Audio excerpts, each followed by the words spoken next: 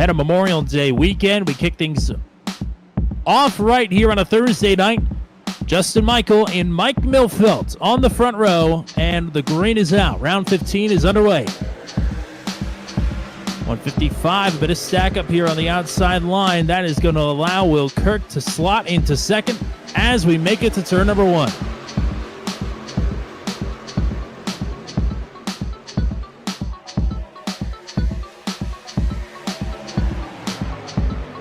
Oh, one driver brushing the wall just inside the top 10 there. I think that was Jacob Gibson. Oh, Tilt gets a little bit loose. Oh, up in the wall. Heath Smith rocking the turn 200 on the hood, but it's off to a rough start. Here we go for the lead. Riley Tilton is underneath, and he is going to clear Will Kirk for the top spot into turn one.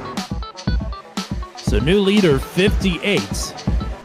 Here's Kirk to the outside of Tilton. Lehman's going to have a big run, and he's going to help the 9. Tilton drops back to second, now third, maybe fourth, as Lehman goes for it.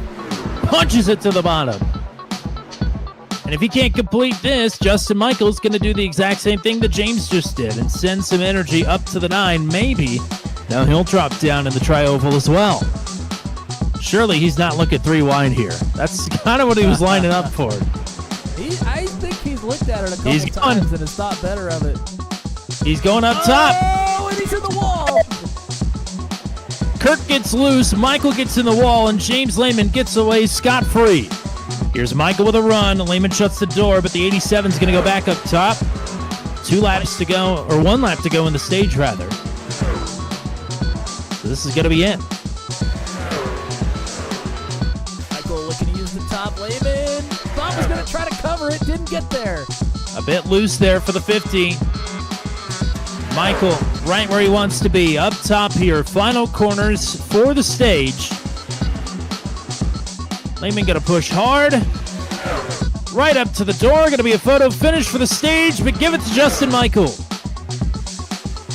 to go through on him. Mainly the 199 and the 46. Into the wall hard, nearly upside down. And back down into traffic. Cleaver, Chris Voiles. Oh, boy. Kirk underneath Haynes. Oh, no. Patton's going to go around. Patton Haynes. There goes Widener. We're still crunching. Oh, boy. Riley Tilton crosses the line in the lead. Gets loose all on his own, and he is trying to corral this thing as best as he can, but it's just a little too late. He ends up having to check up big time. Tilton gets into the back of him. Wasn't really sure what to do there. Thought Patton might go up the racetrack, but Patton was trying to save and ended up keeping it on the racetrack.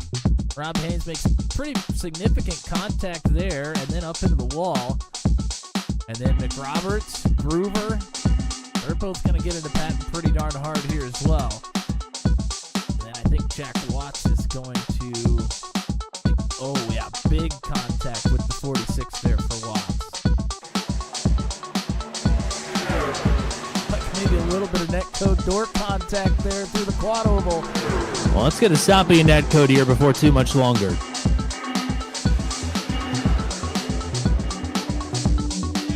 Kirk watching, hoping, but unfortunately Tilton is falling back in the line. Justin Michael has clean air in front of him.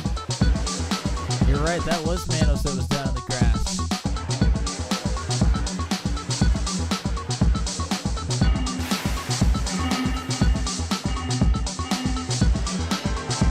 Came to a complete stop down on the apron. I'm wondering if coming to a complete stop may have triggered the caution. No tires, 4 tires, 2 tires. It's all in the mix here for a win at Charlotte. Back in her way. 2 laps to go. Here goes Michael, not wasting any time. Yes, we're 4 wide for the lead into turn 1. And caution is out. Oh, my. Big problems for the 155 of Milfeld, who goes spinning into the outside wall with help from Riley Tilton. Will Kirk with the lead.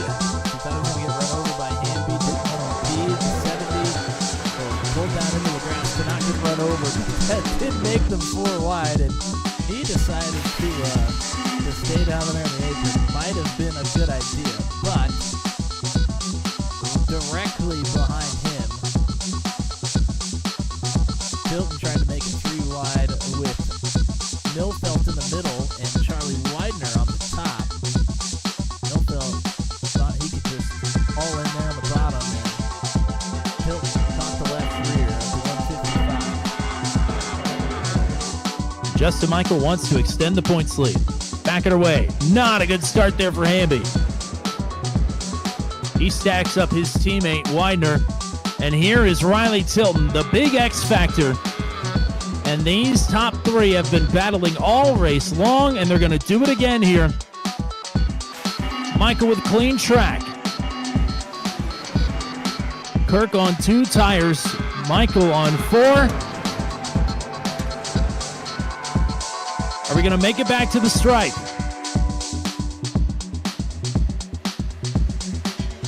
White flag. 1 to go. Here's Michael to the outside.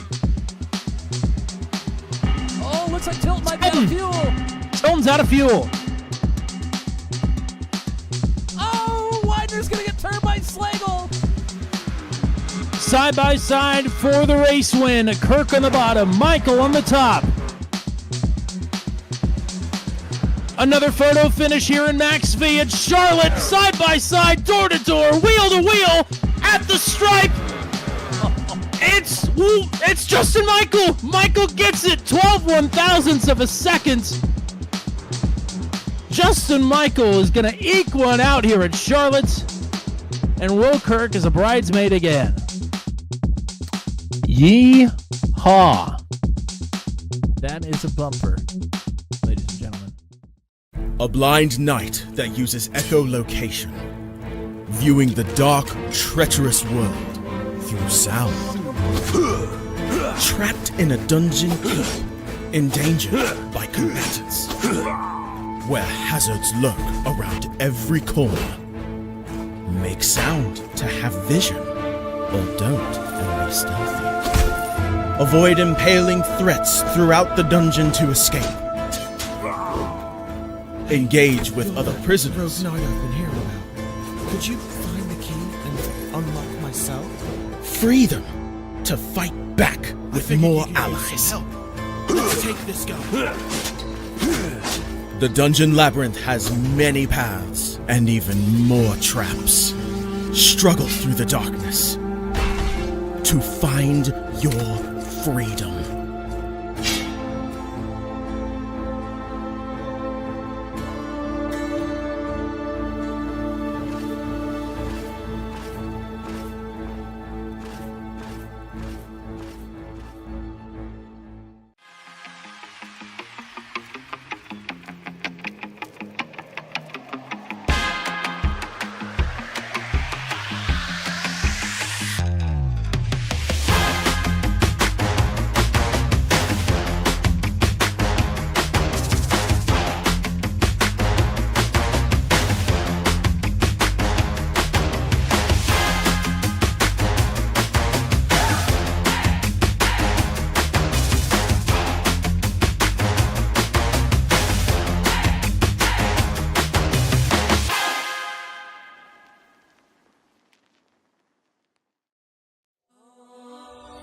When Alex became a god, he thought he would have no problems at all.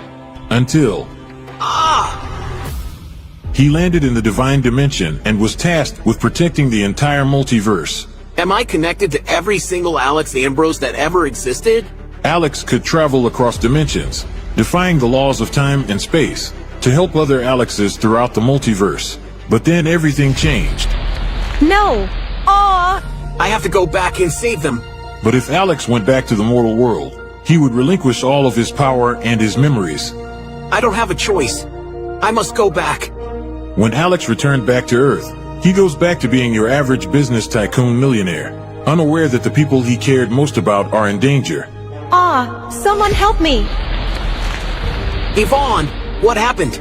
I was attacked by a monster. Alex? What's going on? Get away from him! He is my boyfriend! Who attacked Yvonne in the forest? What will Debbie do next? Who will Alex choose between the two women?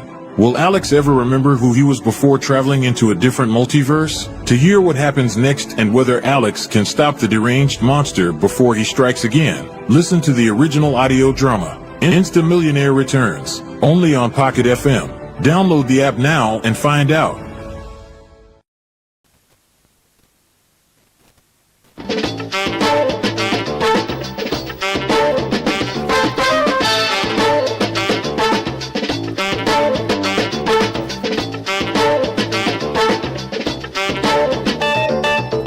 And now, our feature presentation.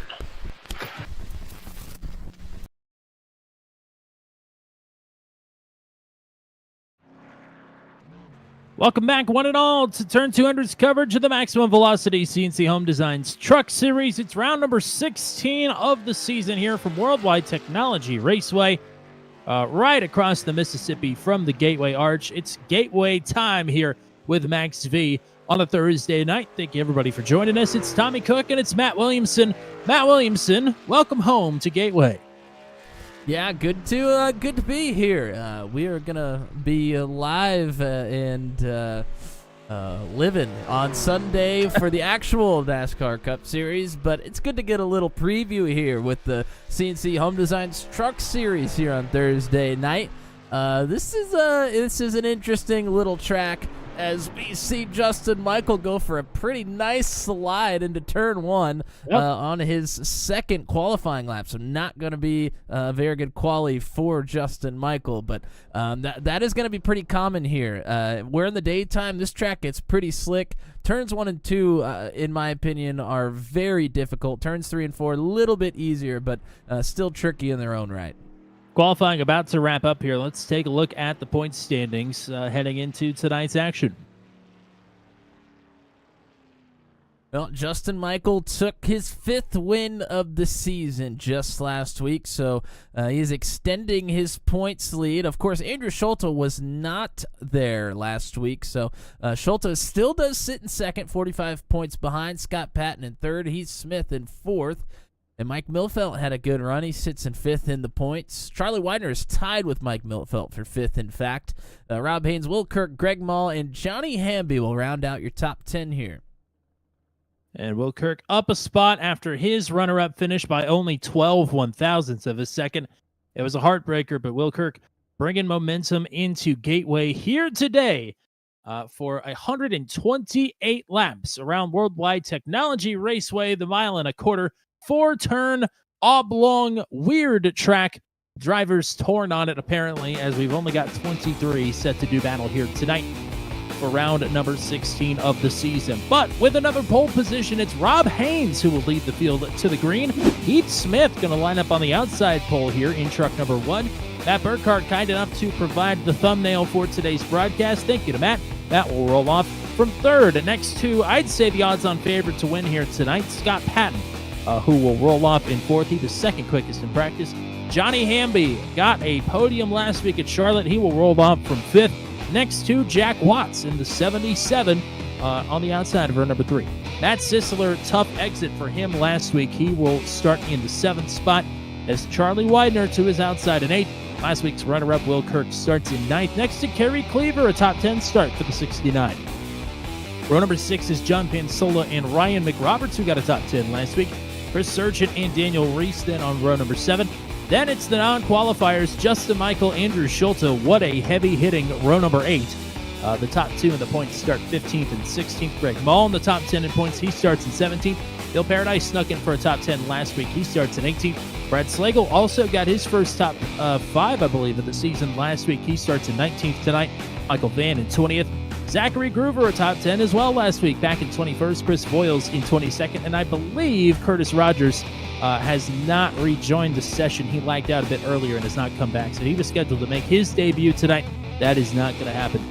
But just in case he does, he'll be 23rd once the green flag drops here momentarily. Drivers getting ready to roll on the front stretch. Matt's hoping that the heat here will stay virtual and not travel with us on Sunday afternoon, but we are here live. But it is a red hot mama out there in Gateway right now. Yeah, it certainly is, and we saw a couple of drivers slipping and sliding there in the quali. That's because the track temperature is 130 degrees right now, and showing no signs of going down any as we go along. So, yeah, drivers are going to be struggling for grip here today. That is for certain. We got 128 laps around Gateway here tonight. No fast repairs. They do get 4 extra sets of tires. I would believe that they are going to need plenty of them. The fuel window is about 50 to 55 laps. So unless we get a lot of cautions at opportune moments, we're looking at 2 stops here tonight. And the stage break. Yeah, go ahead. Stage break should be at the completion of lap 38 here. So usually we see these drivers really get after it early on before the stage break, but something tells me it's probably not going to be any different, but they may pay the price for it with the hot track temperature. We're going to find out. If you're not familiar with Worldwide Technology Raceway, the former Madison Motorsports Park, the former Gateway Motorsports Park, 2 different sets of turns. Turns 1 and 2, apex about 10 to 15 miles an hour slower than turns 3 and 4. So these guys will be warming it down to about 90 miles per hour when they get into turn number 1. Down the long stretch here on the Missouri side of Gateway. The green is out, and it's Rob Haynes and Heath Smith leading the charge to turn number 1.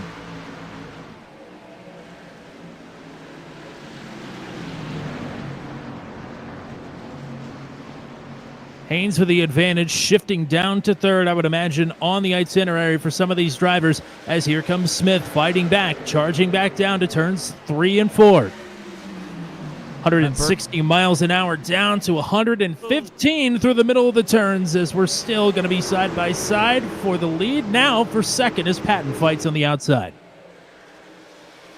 Burkhart and Watts were side by side there for a moment as well. Watts is going to get out in front. Now Johnny Hamby working on the outside. Hamby's going to clear for the top 5. Whoa, Watts goes for a little bit of a slide there and is going to back right up to the 70 of Hamby, and Burkhart on the inside as well. Yeah, all these drivers going to start to slip and slide here for the next couple laps until these tires find some balance. Here we go for the lead. Patton on the bottom. Rob Haynes going to try his luck on the top side here. Patton, a winner here at Gateway in Truck 200 competition. He knows how to get it done here at the 1.25 miles. And he leads it at the line, not by much, but that will do the trick there. Slides up and clears for the lead. Heath Smith trying to hang on to the both of them as well. Meanwhile, back for the 4th position. Lots of drivers lined up to have their hand in this one. At the back of this group, Justin Michael is getting around Will Kirk. They resume their battle from the last lap last week at Charlotte. That will put Kirk back to 10th. Michael is already up several positions here, 15th to 9th for the winningest driver this season. And hello to Marilyn Beck and Michelle Kirk in the chat, cheering for Will. Long race, long way to go for Will Kirk. And Michael trying to make up for a poor qualifying where he got an incident on his first lap and slapped the wall on his second lap and aborted. Michael picks off another one. That's the new livery for Charlie Widener, I do believe. I was just looking at that. That is the App State livery right there for Charlie Widener. A good-looking one at that. Our old buddy Jacob Nagy's going to enjoy that one. Kirk under fire from John Pansola as things get single file ahead of him. Still from 4th on back, Jack Watts leading this train. It's Patton, Haynes, and Smith up front, pretty equidistant from one another, still within spitting distance.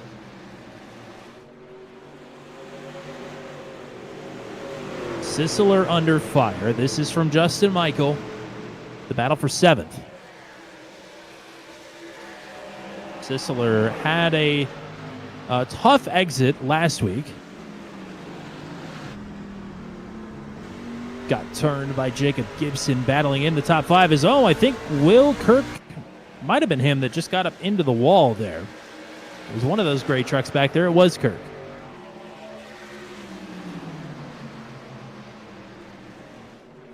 So he'll lose the 11th position to John, or the 10th position rather, to John Pansilla. Justin Michael finally able to clear up in front of Matt Sisler through turns 3 and 4. You mentioned Scott Patton doing very well here in Truck 200. Justin Michael did quite well also, expecting him to have a good night, and he's showing the speed here already.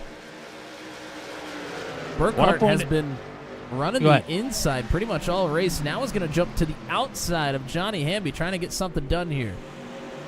Well, I think Hamby's going to be the one that is getting it done, as this will put the 70 up to 5th, and Justin Michael's right here to take advantage as well.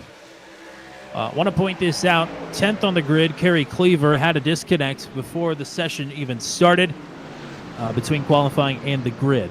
So he did not start this race, nor did Andrew Schulte. He is not on the track right now, listed as a DNS unless he can join late and get something going.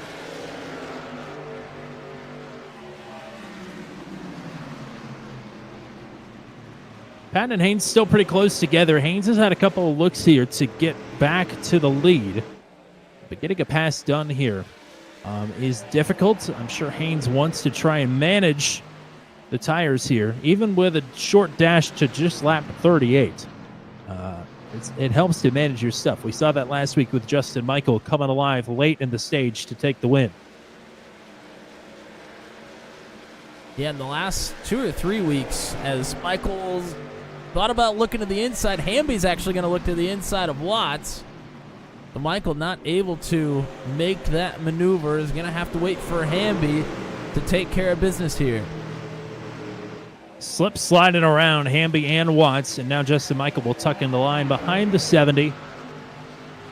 It's funny, Justin Michael, you mentioned, did well in the Truck 200 race here. I think still got a good finish despite bringing out a caution, if I do recall.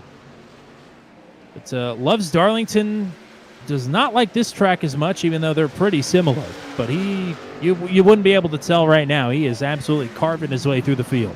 No, he basically pushes Hamby out in front of Watts and then dives to the inside. Now Watts trying to follow in the footsteps of Michael back around the 70. So Michael, a 2-spot swing for him. He catapults up to 4th. As Patton now with a half-second advantage on Haynes. Haynes and Smith still pretty tight together here for 2nd. Watts and Hamby going at it now for 5th. But Watts did not get great drive off there. It's going to allow Burkhart to challenge. Oh, Watts. I thought he was going for a spin there. These guys are on the ragged edge. Yeah, I have to commend these drivers. They've been racing pretty hard here with the conditions that they're under right now. It's tough out there, especially on corner entry, and everybody's done a fantastic job of keeping it going straight. Battle for 2nd is come and gone. Heath Smith has moved up to the runner-up spot. Happened very quick there out of turn number 4.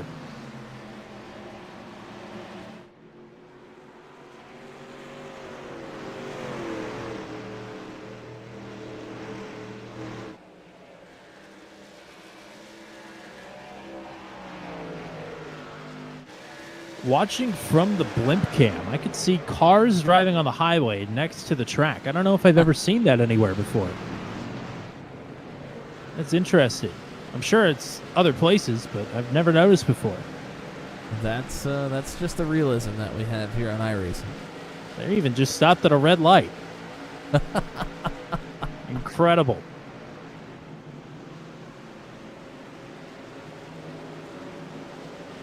Well, this is about what we expect. After 10 to 15 laps, things kind of start getting a little bit single file. Drivers just trying to run their race, but then as we'll figure out who's able to save some tire as the runs go on. And then they'll start making moves once again. Sisler underneath of Burkhart. Burkhart starting to slide back a little bit. Sisler able to complete that pass. Shouldn't be a surprise right now who's the fastest driver on track. It's Justin Michael in 4th. Smith and Haynes keep trading laps back and forth in 2nd, but they are both still slower than the race leader.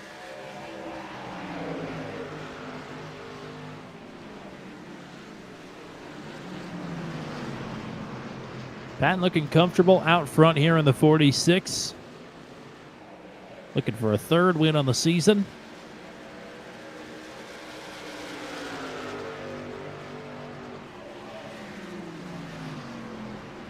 Here goes Charlie Widener, the Mountaineers 95 going underneath the Burkhardt. This will get Charlie Widener up to 7th.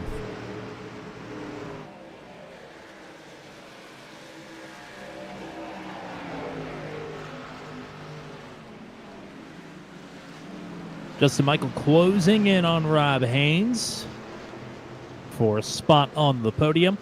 Lap 16. Target is lap 38 for the end of the stage. Kerry Cleaver has re-entered the track, or I guess entered the track for the first time in this race. He is 13 laps down.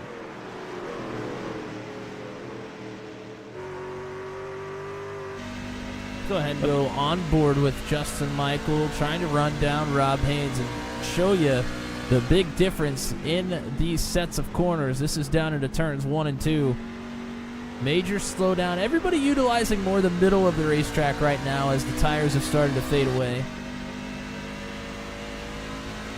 Apex speed in 1 and 2 was 91 miles per hour for Justin Michael in turns 1 and 2. In 3 and 4, 101. So 10 miles an hour on the nose. You can see on exit there, if you're paying attention, Michael turning the wheel and sliding towards that outside wall. Haynes looked to wash up the racetrack there a bit. I mean, under these conditions, this is very, very difficult. You really are racing yourself in the racetrack, trying not to worry too much about those around you. Because if you start worrying about them, that's when the mistakes happen.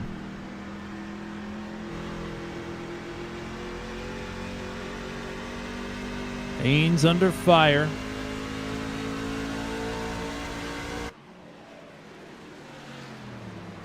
Lap times have equalized between our top two. The bad news for Heath Smith is he's still got a 2 3/4 to catch up to Scott Patton. Oh, big slide there from Rob Haynes. This will open the door, boy, and he slaps the wall there with the rear end as well. Door should be open for Michael if he wants to take it here into turn 3, and he will. That's a big dive. Might wash up the racetrack here a little bit. Haynes going to go for the crossover.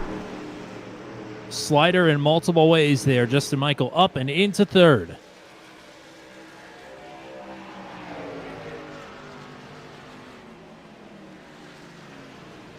Johnny Hamby closing in now. Not just on Rob Haynes, but on Justin Michael as well. Hamby's got great pace right now. He is the fastest driver on the track.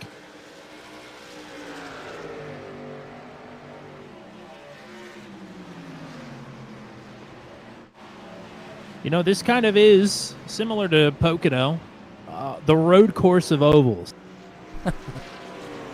Weird, different turns, different braking points, different attitudes, potentially shifting out of turns 1 and 2.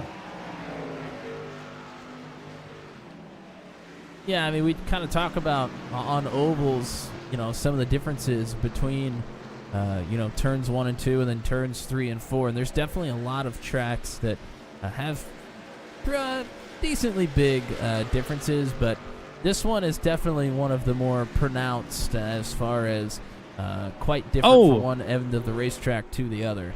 We're still green, but we got a problem. Brad Slagle has gone for a spin out of turn number 2. Was down in the grass. I don't think that's probably why the caution didn't come out, but he has dropped from 11th down to make it 17th, 18th, I do believe. Actually, just 17th for now.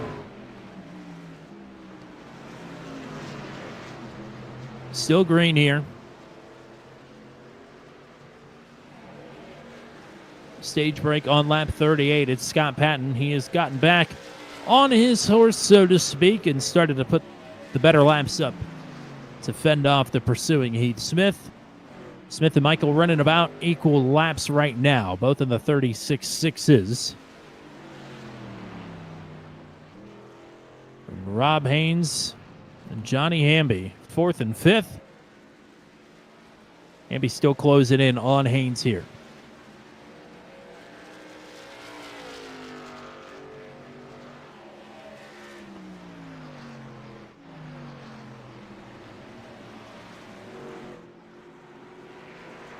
Justin Michael's going to be very thankful that we have introduced stage cautions into the season here tonight, because starting so far back, he's done a very nice job of working his way up through the field, but being able to catch Scott Patton with that much of a disadvantage, if we don't get a caution for incident here tonight, would be pretty tough. But he's going to get a reset here in just about 15 laps or so, and have himself a better chance to get past his teammate.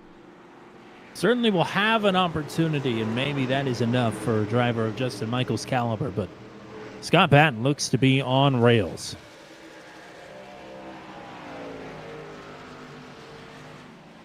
Michael now starting to catch Heath Smith. Got about a second between them.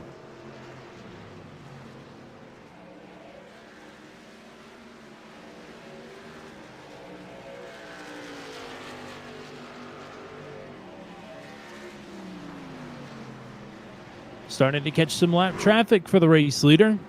Daniel Reese doing a nice job staying up and out of the way. He'll scrape the wall there.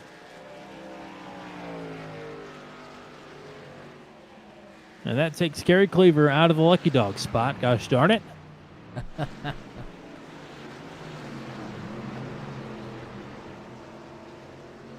Justin Michael maybe starting to feel the effects of having to push really hard at the beginning of this run. Ran 2/10 slower than Patton, Smith, and was about a 10.5 slower than Rob Haynes, who's in 4th.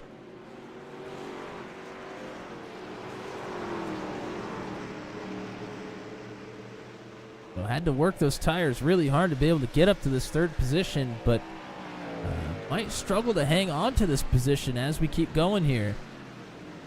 Well, the top 3 ran almost the exact same lap time last time. They're both in the 36.5s. 36.56 for Patton and Michael, 36.58 for Smith. I mean, that's just nickel and diamond at that point.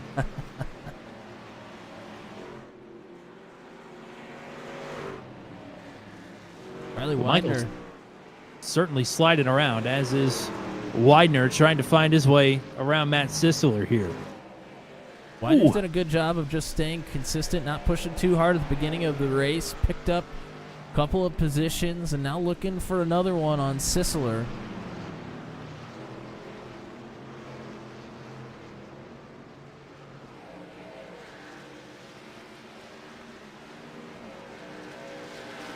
I don't want to jinx it, but in all the time we've raced here and seen races here on Turn 200, we've never seen anybody get turned into that 45-degree angle wall. When you're out there driving, it is a very weird experience to see that go by you. Yeah. I'm sure it's not a great feeling for the drivers either, or for the real-life drivers, I mean.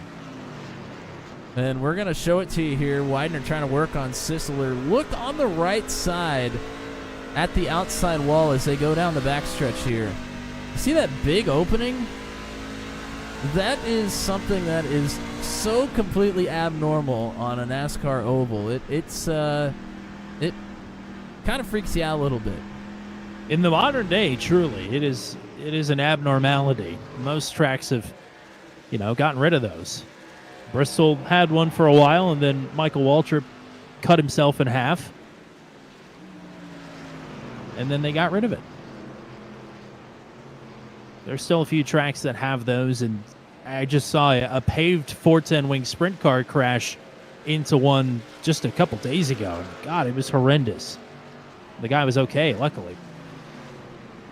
Yeah, you don't see many of those lingering around, especially at tracks that have a NASCAR Cup Series date, which, by the way, Gateway confirmed for the 2025 season today. So they are back next season, which is good because this was the last year of their contract. So happy we get some local Cup racing again next year.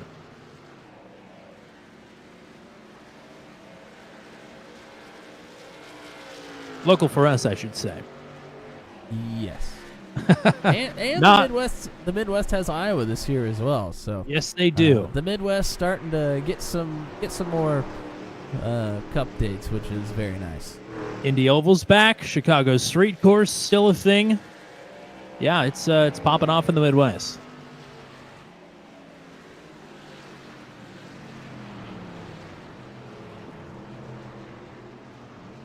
Scott Patton continuing to dominate is Michael sort of making up the ground that he's lost here the last couple laps. Yeah, he definitely lost some. I mean, the gaps hovered right around a second for, I don't know, probably the last 8 to 10 laps here. Hasn't been able to really get a whole lot closer, but hasn't lost a whole lot of ground either. But Johnny Hamby's kind of inched a little bit closer to Michael here. He's, well, he was within a second. He just dropped back that last lap around.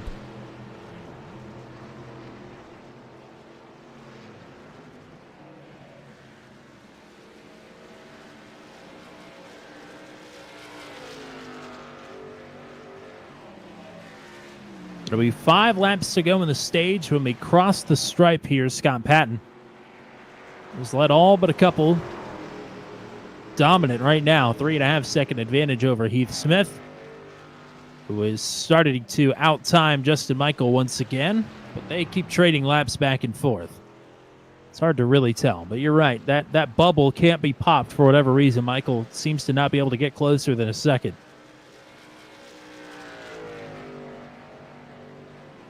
I think the drivers are just trying to hang on right now. I mean, we see them Yeah. drive really hard before the stage break usually in any given week. I would have to have believed it was probably the same here as well.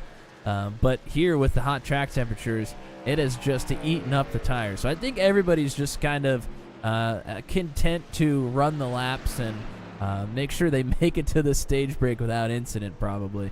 Yeah, track temperature has increased by 3 degrees since the drop of the green flag only 34 laps ago. Yeah. And Michael, started 15th in this race. He's had to do a lot of juking and jiving and picking off and getting picked up through the field here to get up to 3rd. Whereas Heath Smith certainly fought hard around Rob Haynes and trying to catch up to Scott Patton, but not nearly had to do as much work here in 2nd as Justin Michael. But certainly, don't get me wrong, a lot of work to wheel the truck around in these conditions around Gateway. Already a tough place to drive, let alone race. And just a couple laps until we get to that stage break. Justin Michael's starting to inch towards Heath Smith a little bit here, but might be too late to get it done under green. Pits have been closed. Lap 37 goes up on the board this time. Will Kirk trying to make a move on Matt Burkhart to get to 8th. A good recovery for Kirk, who lost the 10th position a bit earlier and hit the wall. He's up a couple spots now and looking for one more.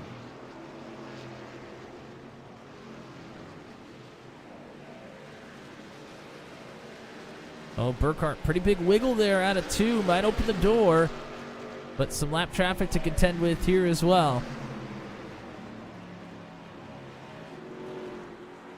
Lap traffic for Scott Patton now as he crosses the stripe to take the white flag for the stage.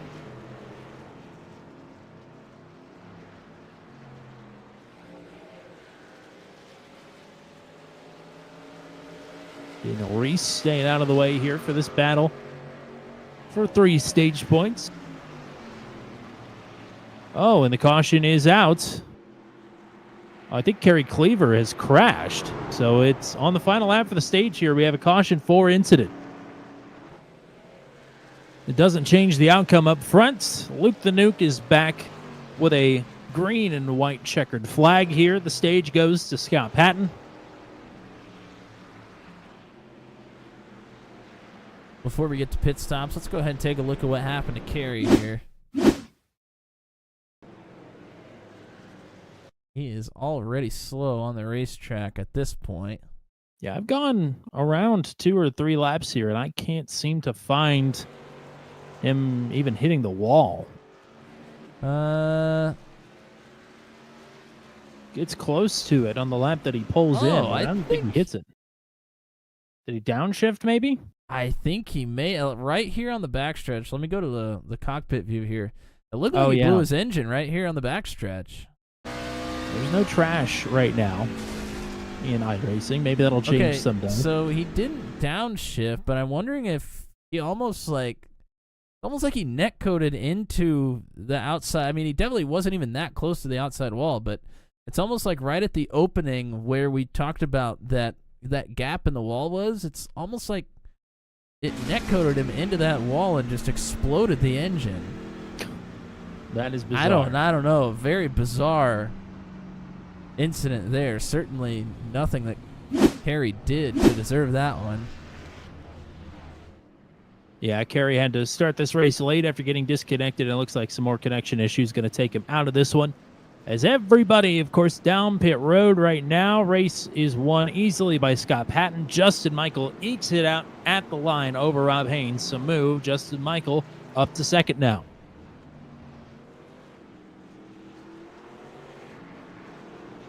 Patton, Michael, Haynes, Smith, Hamby, the top 5 off pit road. So Smith loses 2 spots there. Sisler, Burkhart, Widener, Kirk, and Watts now the top 10. And nobody, wisely, stays out. It's going to be fun to see these two teammates duke it out here.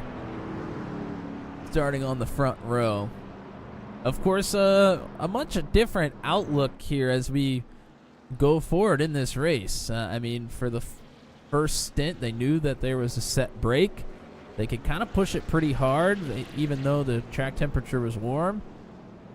They could push it. Justin Michael did just that. Patton was able to get a nice lead. But now it's a little bit different. Have to think a little bit more about tire save here as we continue on in this race. And I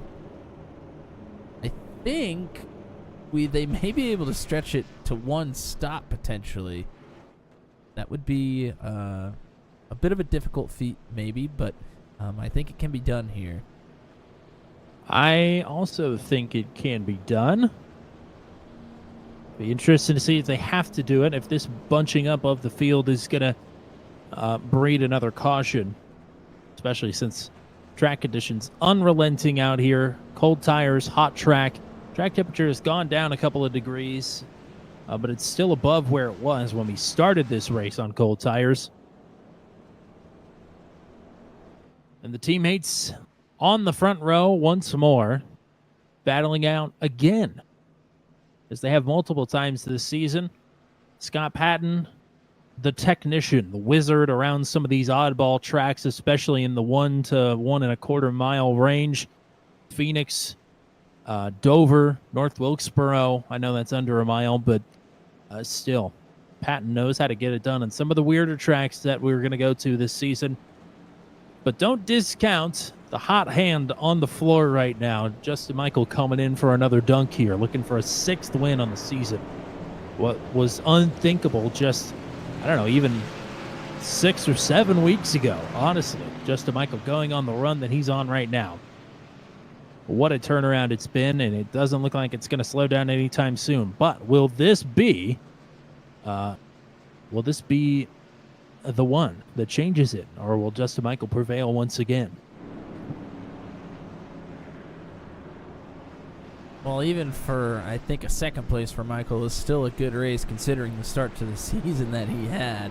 I don't think he'll be too disappointed finishing 2nd to Scott Patton, who we know is quite good around here.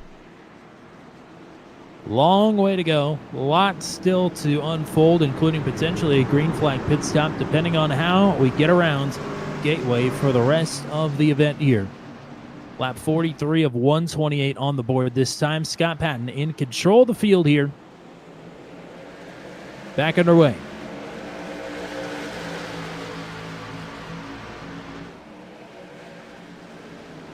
Haynes underneath Michael.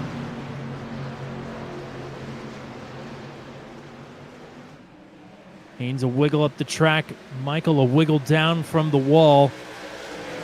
Oh, and that is a truck-length gap that he just threaded himself into there. Haynes sneaks into 3rd. Hamby and Sisler side by side for 5th. And Sisler is going to prevail around the outside. Here goes Michael now for the lead. Looking underneath Scott Patton into one.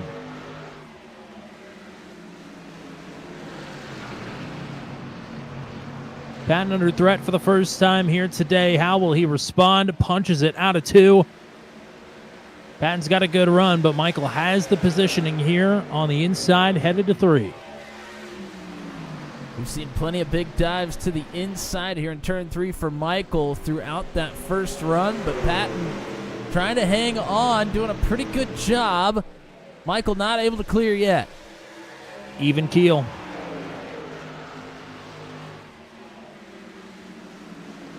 It was Michael at the line. Patton noses ahead into one. Maybe looking for a crossover here. Michael positions himself well, defended off. Rob Haynes, don't go too far. He's still right here if things go bottoms up for these two. These two battling side by side for a number of laps. Got to wonder what it'll do to their tires in the long run. Michael with a wiggle. Patton roaring back here.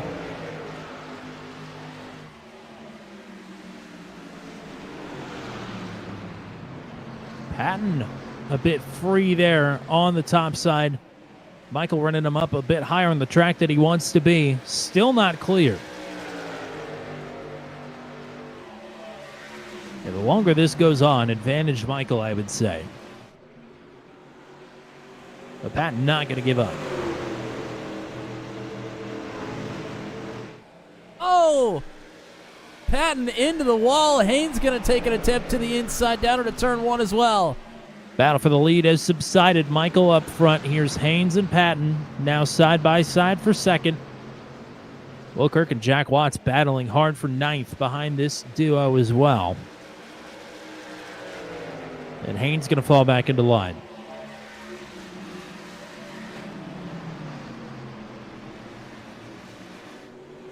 Like I said, hot hands on the hot track here. Justin Michael finds his way to the front after starting 15th.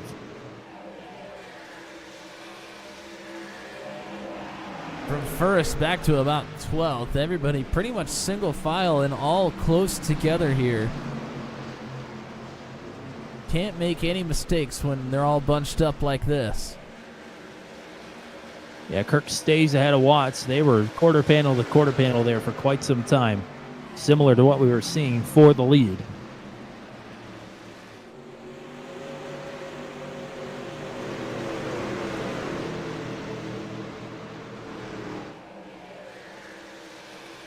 Top three trying to separate from Heath Smith and others. Haynes inching in on Scott Patton once again.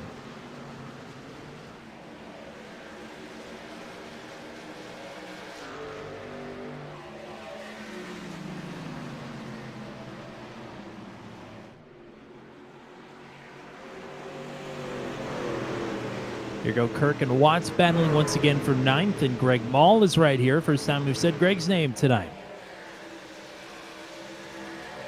9th, 10th, and 11th.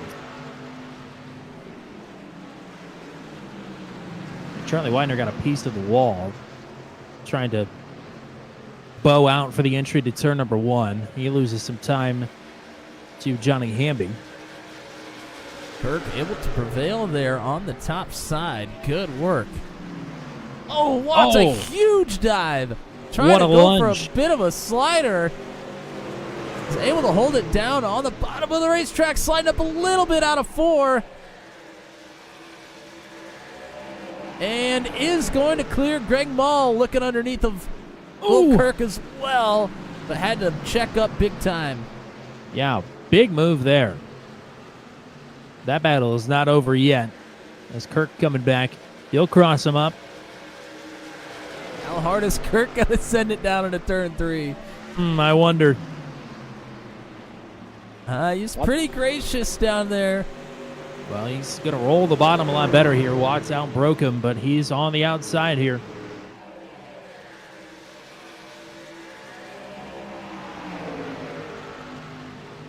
Oh, boy, that was almost a right hook from Mall to Kirk, and that would have taken out Watts, too. Maul getting boxed in here is getting a little antsy. Yes. Wouldn't you? Oh, some contact between Watts and Kirk as well. And again, Maul with nowhere to go. You have all this track, but really, you can't use much of it. No, you can't utilize the top, but you can really only use the first 2.5 lanes well. Later on in the runs, you can try and get some runs there, the third lane up, but mostly going to be using the bottom to the second and a half lane here. Shout out to Talladega. Greg Maul bump drafting Jack Watts all the way down the front stretch there, trying to get Watts to rally here around the outside. And Watts might be able to get down here if he can hold the corner. Kirk trying to feed his slider, not there. And Maul to the outside with help now from Brad Slagle. So Kirk on the preferred line here, but going the wrong direction after a bold move from the 77. Meanwhile, for third, things tightening up. Rob Haynes, Heath Smith. Wow, Kirk had to make a big save down. He got loose there off of turn 2. Now Maul's going to look underneath of Watts. Yeah, just as quickly as he dispatches the 9, he's now in the thick of it with Jack Watts here. This is now for the 9th position. Is Kirk going to lose the spot to Brad Slagle behind these two? And Maul not able to make anything happen there. You mentioned Smith had gotten right up close to Rob Haynes for third and has now fallen back to 2 or 3 truck lengths behind. And it's starting to happen up front. Scott Patton faster than Justin Michael. At least the last 2 laps consecutively. We'll see if that trend is going to continue to uphold here. And it is. Only about half a second between the two now.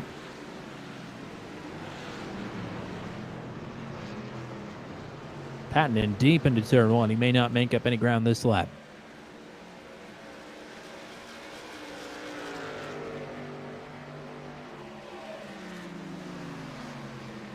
Or maybe I'm wrong, because he's closing quite visibly here.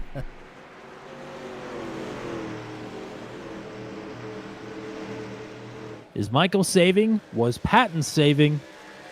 Who knows? It wouldn't seem to me that Patton was saving all that much. Being stuck on the outside for the better part of 5 laps, battling for the lead. Maul and Watts going back after it. Johnny Hamby starting to catch up to Matt Sisler once again. And he had good pace in the middle of the run. Undercut here today is going to be determined by fuel, I would imagine. Guessing we're looking anywhere between lap 80 to 85 probably for that window to open. Oh, Maul looked like he got awful loose there. Yeah, you can see the back end of the truck. Big time wiggles there out of turn 2.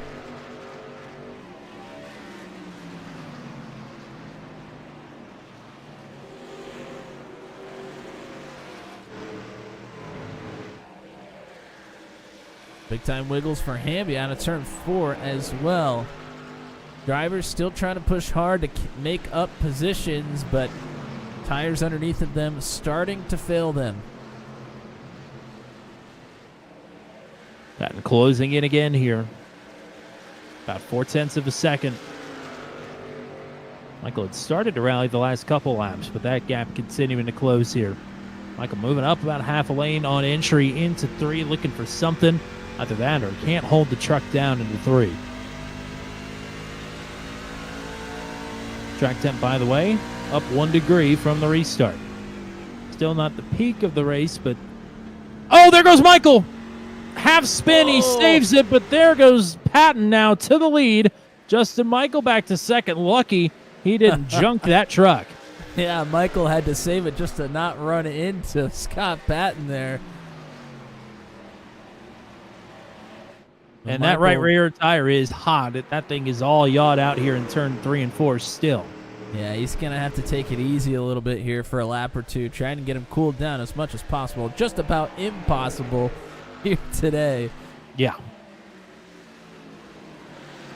Yeah, 132 degrees. And we're talking about changes of 1 to 2 to 3 degrees from the drop of the green since the restart. It's all drop in the bucket. It's hot as hell.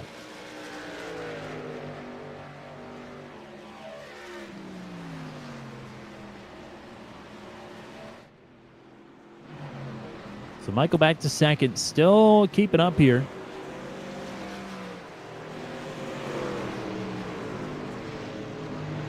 Now Rob Haynes and Heath Smith only sit a second behind after that.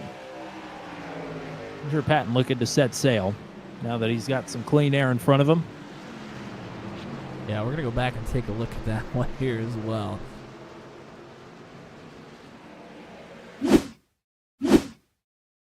Wow, and that thing, I mean, pretty much Took off. snapped. I think Michael got too deep down into turn 1 and then maybe tried to downshift because, I mean, it just snapped in an instant.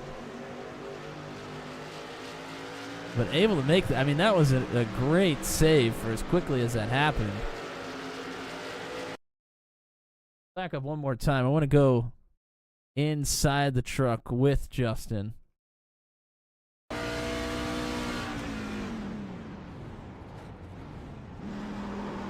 Oh, and he pressed the clutch in, and as soon as he let the clutch out, it turned left on him.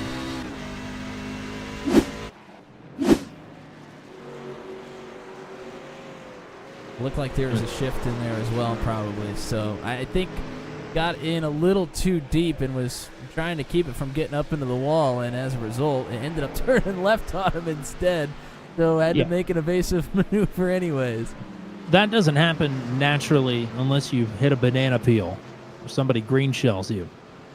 Well, he was out front, so there was nobody throwing banana peels at him at that point. Yep.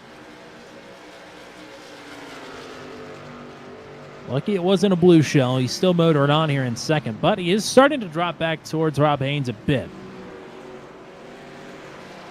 No surprise, Patton the quickest driver on track, but Haynes second quickest right now. Greg Mall still has not been able to get around Watts. He's taken a couple stabs at it, hasn't been able to make it happen. Drawing close again. Both of them drawing close to Burkhart and Widener as well.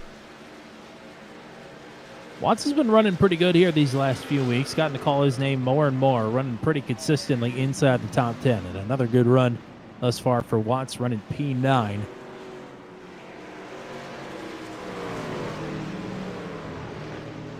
The livery for the 77 is very fitting for this week.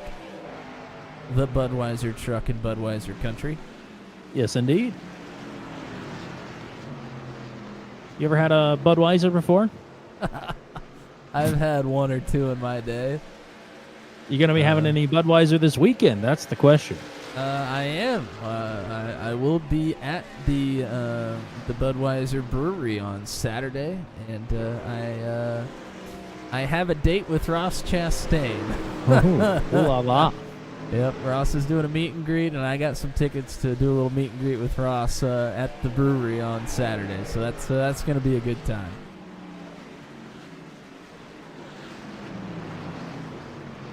I'll have to say hi from our friend Nathan Reynolds for him. Say hi for me too, would you? I sure will.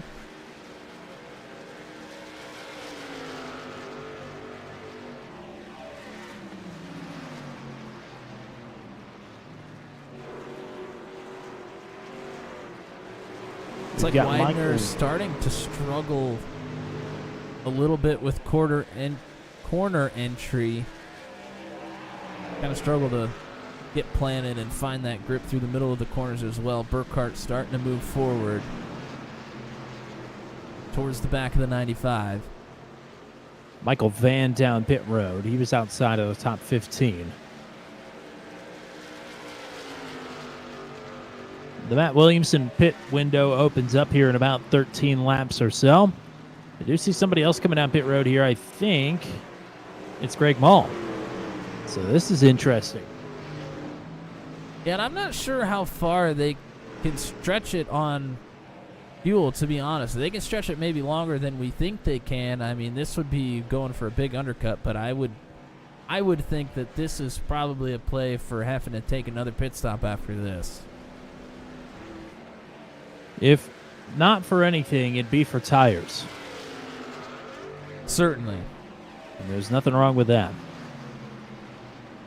So Mall in from the top 10 may shake things up a bit.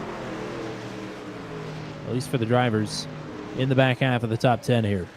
And the thing around here, though, is they do have to slow down a lot for these corners. So you do save a lot of fuel just naturally running around this racetrack. So they might be able to stretch it a little bit farther than we think they can. But certainly that window is going to be open in 10 laps or so.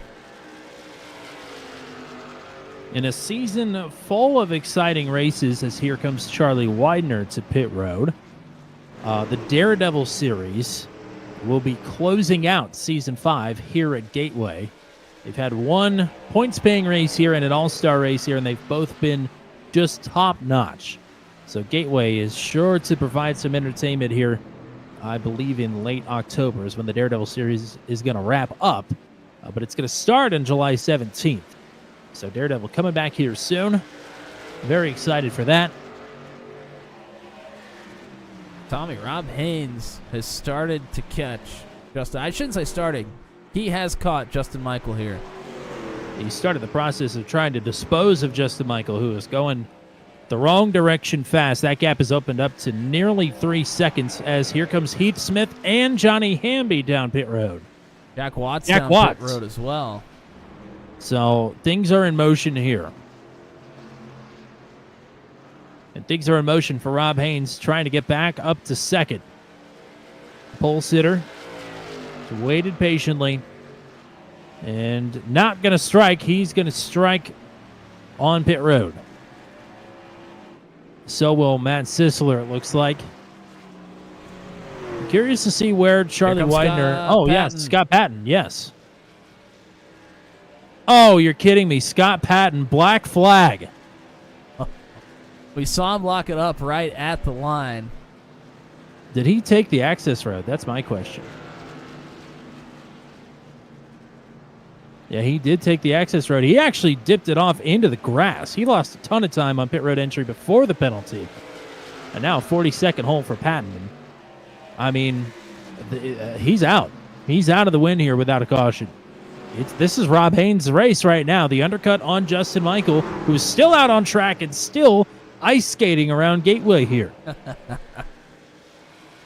I mean, what a turn of events.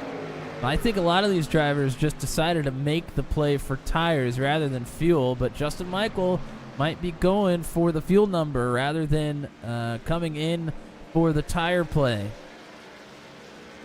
His last lap, a 37.2. And right now, Greg Mall down in the 34s. Big gamble here for Justin, but maybe thinking it's going to take a strategy play to get him to victory lane today. At this point, probably feels like he's made his bed. He's got to sleep in it. And if he could just hang on for 6 or 7 more laps, he'd be right to where he's going to have a similar run to the checkers as he has had this run. Well, he's not alone in this strategy. Matt Burkhart, Brad Slagle, Ryan McRoberts, John Pansola, Chris Sargent, Daniel Reese, Chris Voiles, Bill Paradise, all are yet to pit as well. Zachary Gruber has come down this time. Leading the drivers at pit right now, it's Heath Smith, but he is about to get swallowed up by Rob Haynes. And actually, it's Greg Mall about to get swallowed up by Heath Smith. And there goes Scott Patton past Justin Michael, but again, Patton, it was 2 laps down at that point. Yeah, Patton is in some serious trouble here. We've seen Justin Michael drive angry this season. I'm interested to see what drive angry Scott Patton looks like around Gateway. A lot of work to do here, especially without a caution.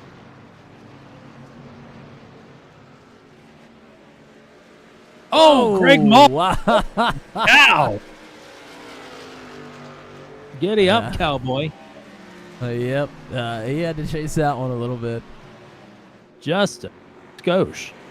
That will promote that'll promote Heath Smith to the lead of those who have pit. And he's got about 2 seconds back to Rob Haynes. So we talked about maybe this race falling in Rob Haynes' lap. All of a sudden, Heath Smith, albeit on older tires, but he is looking to cycle out to the lead.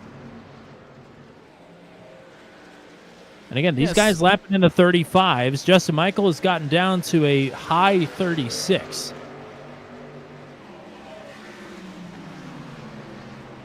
Still over a second and a half per lap. So here comes Daniel Reese back down pit road.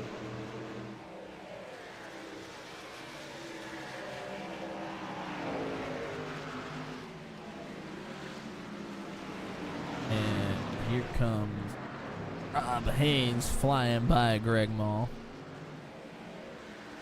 Yeah, Mall's been the first one to pit several times this season. And it has yet to really work out in his favor, I'd say. Other than Martinsville. Well, Mall has lit the tires up a couple times since coming down pit road. I have to believe that probably playing a little bit of a factor here.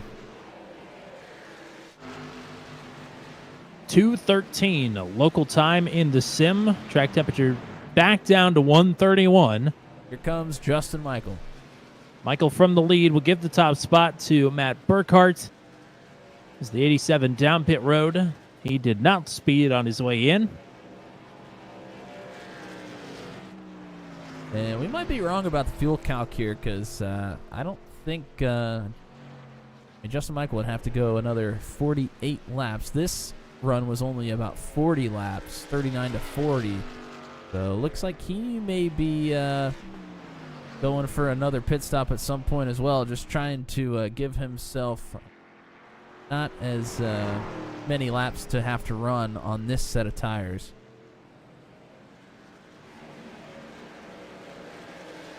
Well, we'll see how long until the last driver from this group comes down pit road. Here comes Ryan McRoberts from third. And John Pansola as well. So that leaves Burkhart and Slagle, the only two yet to pit.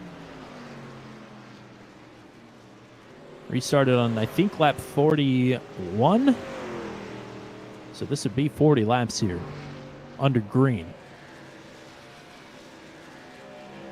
And Burkhart still out on the track. Haynes is catching Smith to the tune of about a tenth a lap. And only a second between them now for what will be the lead.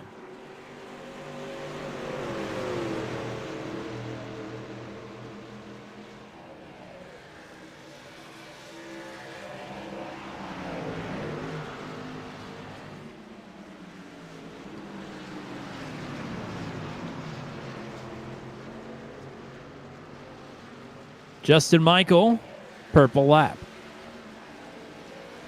Here comes Matt Burkhart. Burkhart from the lead. Sligle's still out. He'll inherit the top spot. So 42 lap run. Yeah, we might have missed the fuel calc by a few laps.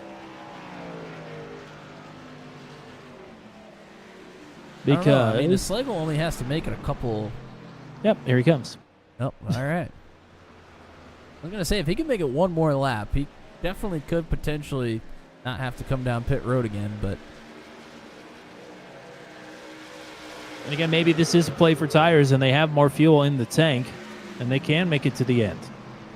But then why wouldn't you stretch it to save the tires a little bit longer? Who knows? There's a reason they're out here and we're not. Exactly. Tight cluster here for what is now third. Mall, Widener, and Sisler all nose to tail.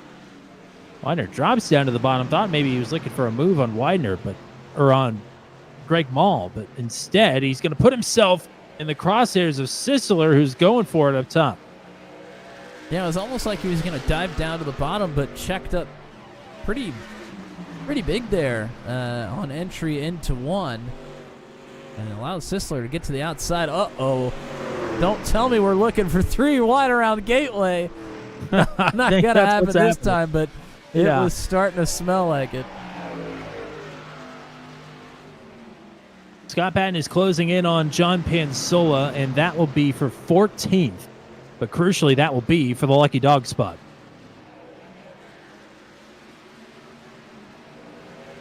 And we're about to have a battle for the lead as well. Haynes catching Smith.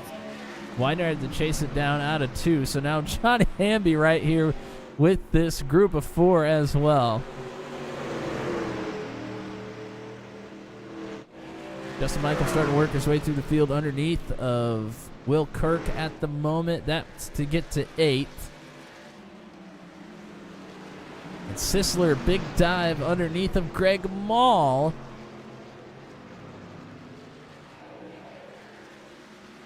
Sisler up to a podium position. Sisler to 3rd. And what's interesting here, we talked about the battle for the lucky dog. Pansola and Patton actually have the speed to unlap themselves out right here. Pansola going for it right now, disrupting this battle for the top spot, putting himself to the outside of Rob Haynes with the pace, and he'll take it. Next car is the leader, says the spotter for the 01. I'm sure. Oh, Haynes had to chase it down off of 2 as well. Lots of drivers getting very loose there off of turn number 2. Fastest 2 drivers on the track, Justin Michael and Johnny Hamby in 8th and 5th, respectively. Justin Michael in the low 35s. Leaders right now in the high 35s and low 36s. When will that equal out? Pansola underneath to try and unlap himself. Heath Smith up top. Patton now working on the 199.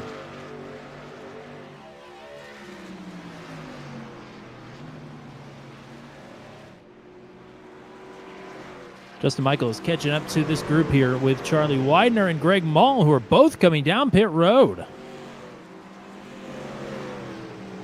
Interesting call. They're going for another major undercut here. Oh, look like Mall had to slow down big time after the line. Hopefully no penalty there. Not seeing one.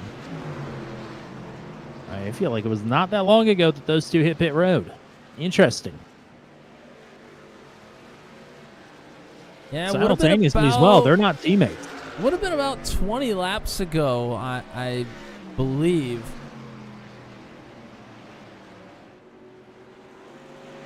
So going to give themselves a good 40-lap run to the end here, or close to it anyways.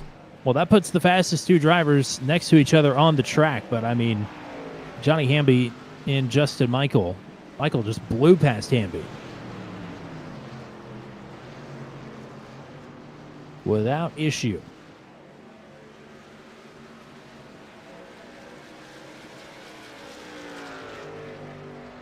Smith holding up Patton right now. Scott Patton in the lucky dog spot, wants to get back on that lead lap outright. And Scott, if he doesn't rally for this one, he is going to be kicking himself.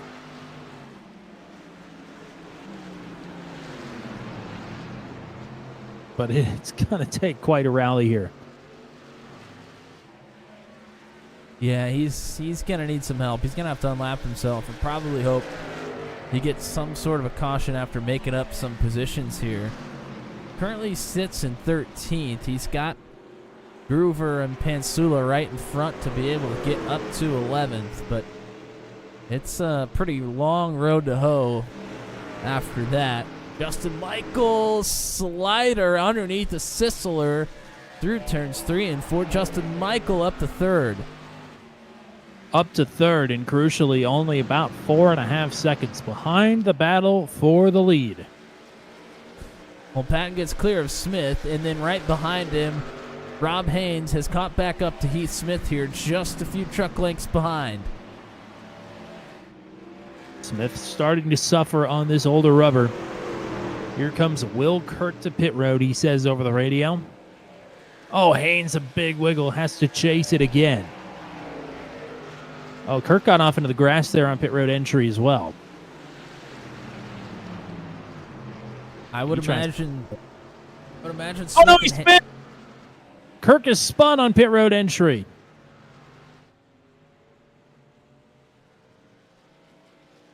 He hit the tires there as well on that wall. And that gave him a meatball flag? Are you kidding? Yeah, there was a big chunk out of the right side of that truck, so Wow. pretty massive damage there. And we've seen the drivers getting loose right there at the line many times. I mean, that's pretty much why Patton sped into pit road, I think. I think he struggled with the handling on that pit entrance pavement as Jack Watts is coming down pit road. So it's a tricky pit road entry here. I think Smith and Haynes probably eyeing right around lap 100 to take a pit stop, maybe a lap or two short of that. Well, the tire advantage started to even out a bit for these two compared to Justin Michael, but still Michael making up 3 to 4 tenths per lap. And is only 2.5 seconds behind now.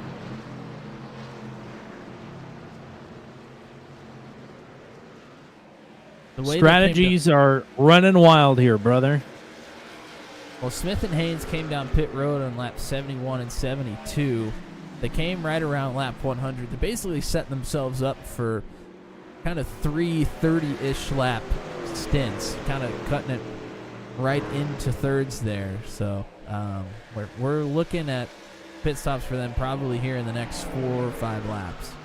Haynes is struggling for drive off. He is working this right rear tire over, and that could go awry like we saw with Justin Michael a bit earlier.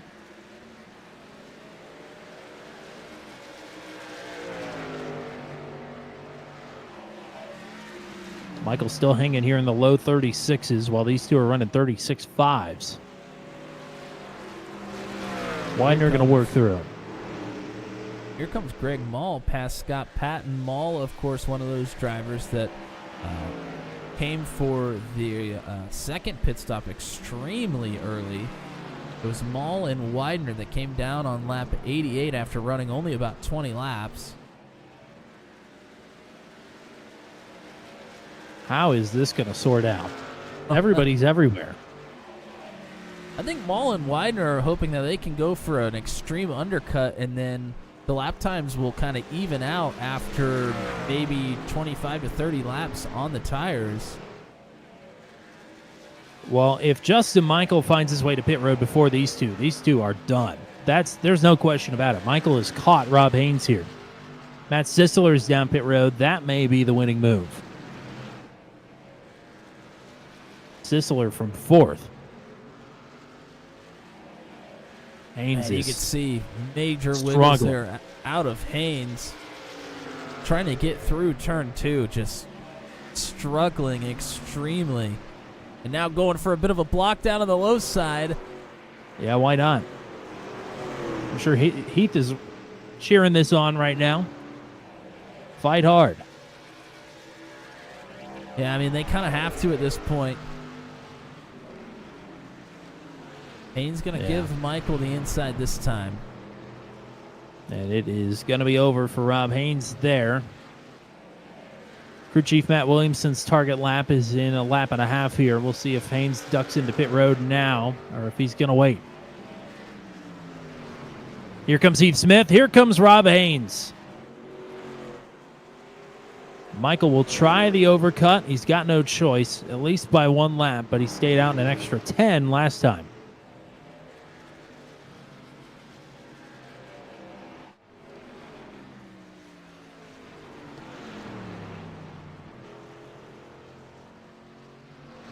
Michael ran another 8 laps more than Smith and Haynes did. Where does he feel like he needs to come down pit road? And it's right this now. time. Clean entry. Boy, this is really shaped up for Justin Michael. Just needs to not speed onto pit road. think he made it.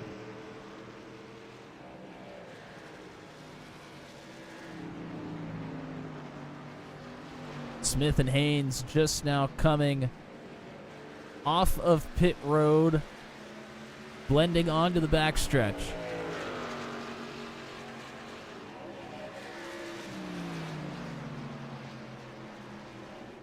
Track temperature continues to drop a little bit here. It's down to 129.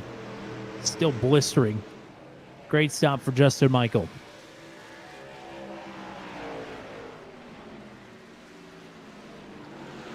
And Smith and Haynes going to blitz by Justin Michael there through turns 1 and 2, but Michael not going to be too far behind here.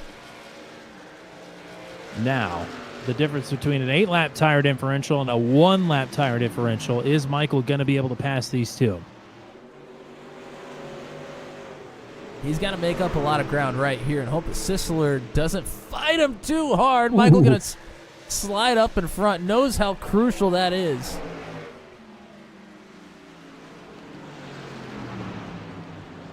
Sisler in 2 laps ago. Matt Burkhart will pit from the lead.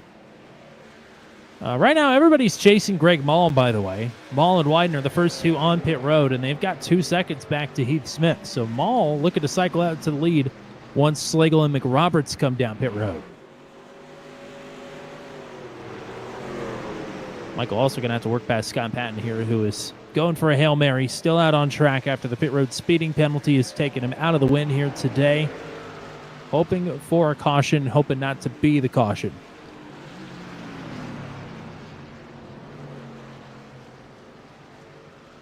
Dissler goes through as well. If Smith, Haynes, and Michael get to battling each other, Sisler might be a benefactor here. Certainly.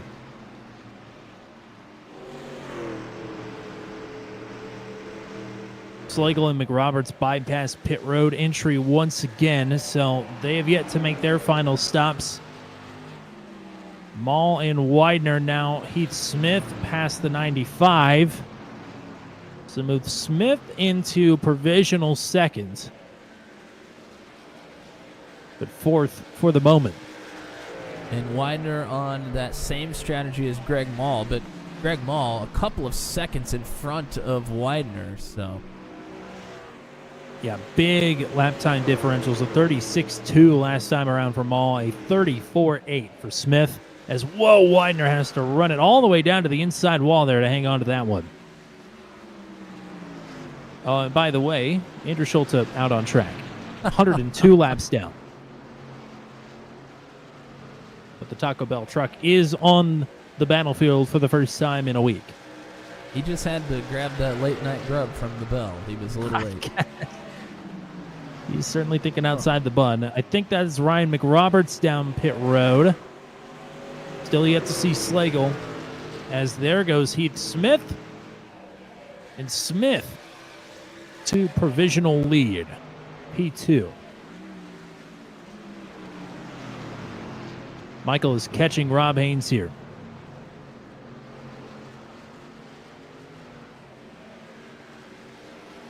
Welcome to Goodleaf in the chat, by the way. We just inked a deal with Goodleaf, by the way. I haven't even told you this. Oh.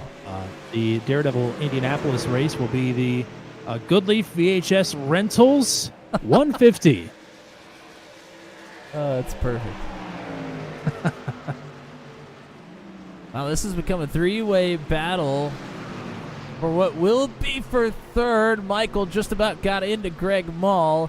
Maul on the old tires. Going to fall back quickly here. And now Justin Michael going to work on the 199 of Rob Haynes. Brad Slagle still out on track. He continues to lead. Heath Smith is running in second. Haynes and Michael battling hard here. About 1.3 seconds behind the provisional race leader. The race leader elect. I will remind you that there is a potential that Slagle can make it all the way to the end of the race without coming down pit road. Well, just as you say that, Slagle pitting this time. The potential was there, I agree, but it's not going to happen, I guess. Well, here comes some potential for Justin Michael to get past Rob Haynes. Trying to use Pansula as a little bit of a pick there into turn 3, and it is going to work out.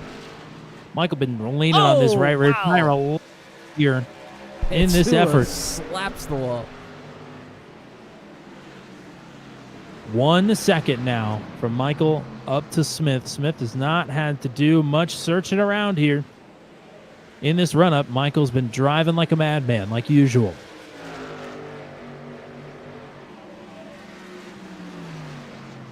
Smith working on traffic. Everybody doing a good job of going high, getting out of the way. Greg Mall is spun. We're still green. Down pit road. Yeah, he's going to come down pit road.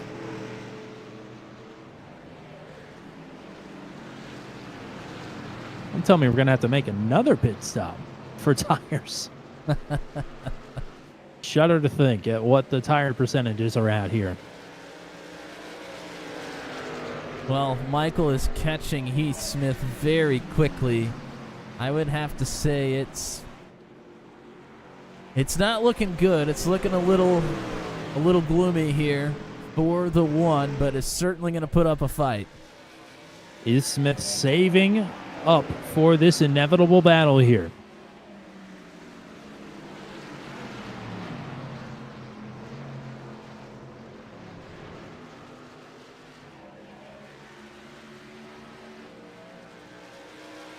Only 1 lap tire life differential between these two.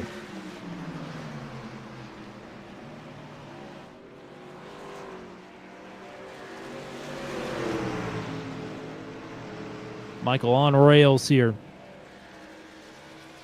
We'll have a look if he wants it into 1. Doesn't want it yet.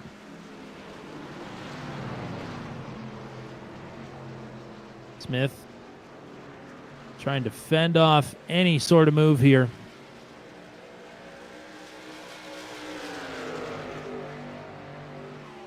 Michael has set up many passes to be made down here into turn 3. Seems to be his favorite spot to do it. Have to imagine he's probably looking to do the same here. Smith's trying to park it right in Justin's path. He's done a nice job here for the last 2 laps, but still 16 laps to go. It's a lot of defense.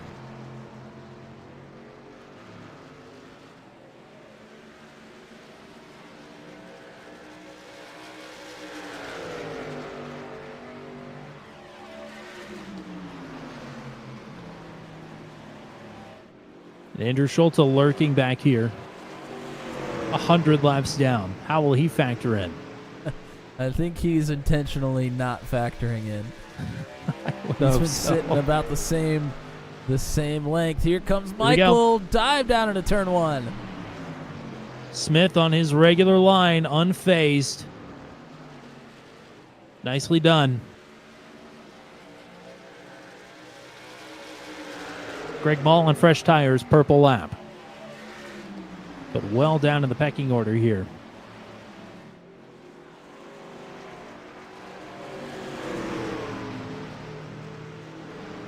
Got Patton finally down pit road. Was hoping that a caution would have flown at this point, but could not continue any longer without fuel. He's going to be kicking himself. Oh, Smith up the track. As good as turn 1 and 2 was for him last time, this time was not it. But Michael not able to capitalize.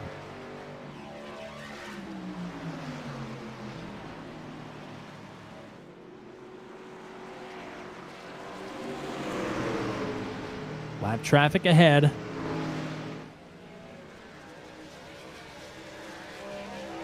How long will Michael wait? How long can Michael wait? Continues to show this lower entry here. Oh, and loses the back end, but Smith pushes the fronts up the track. Everybody's truck is driving terrible right now. Who can wrangle it the best? Michael, great opportunity to get back to the point.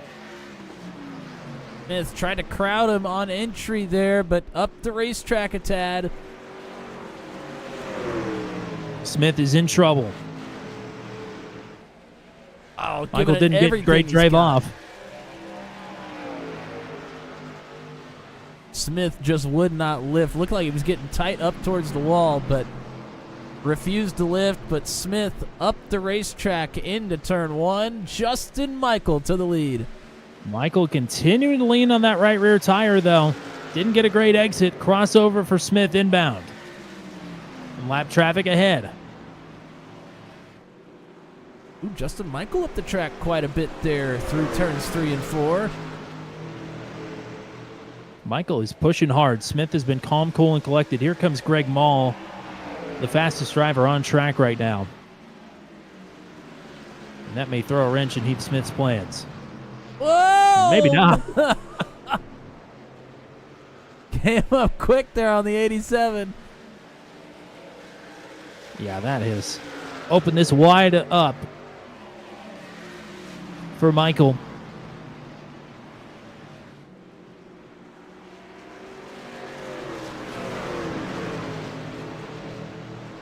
Yeah, I think without a caution or without that right rear tire going kablooey for the 87, this one is all over.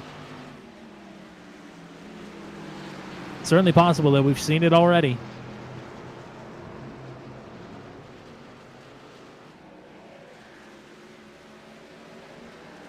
Surging into the wall in front of Michael.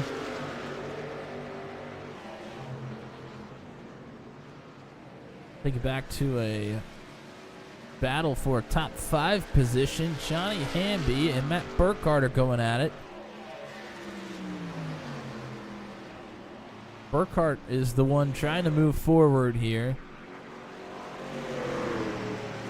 About 3 lap fresher tires for Burkhardt, and it's going to get it done.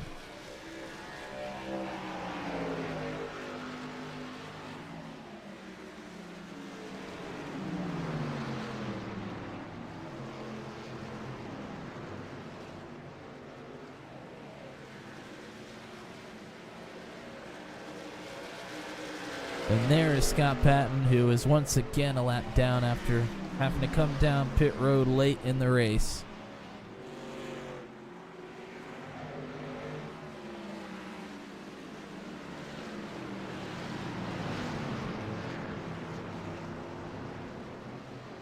Smith pushing the fronts.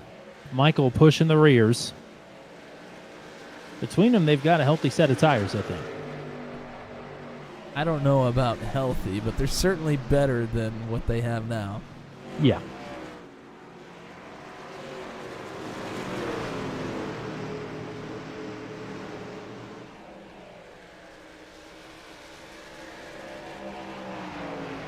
Seven to go.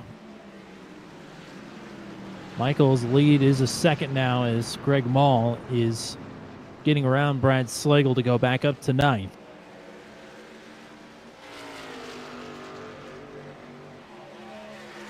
Schultz trying to rally the one back into the fight here. Keeps shoving him into the corners and maybe hurting him more than it's helping him. He keeps sliding those fronts up the track on quarter entry and having to diamond it back down.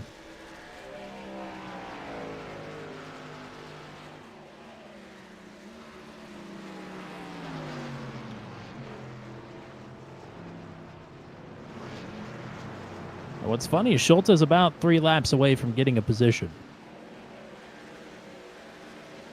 He'll pass Kerry Cleaver here, probably on the one to go lap.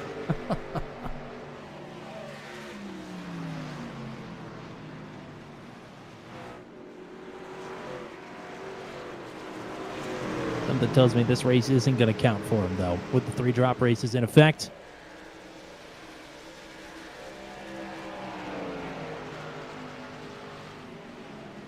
Five to go. Justin Michael trying to will these tires home.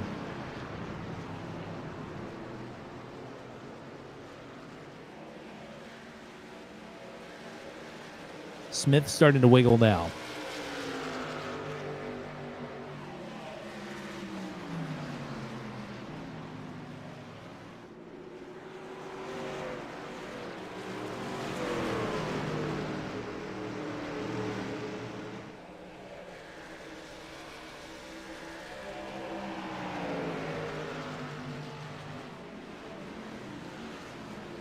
battles for position have subsided. Nobody even within a second and a quarter of each other. Yeah, really, it's the top two that are the closest right now, and it's 1.3 seconds as they run. Oh, Johnny Hamby off into the grass down the backstretch. We're still green. That was close.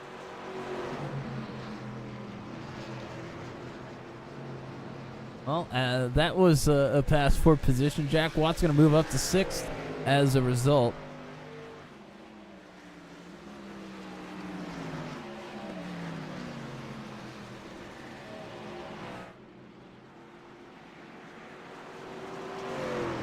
Two laps to go. 2.5 miles.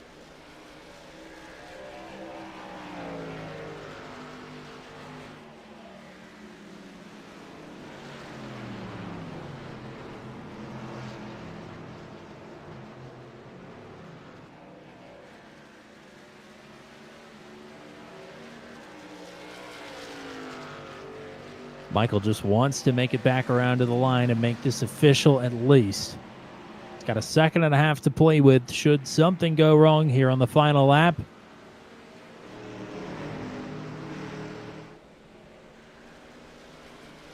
Clean and green to the stripe, white flag.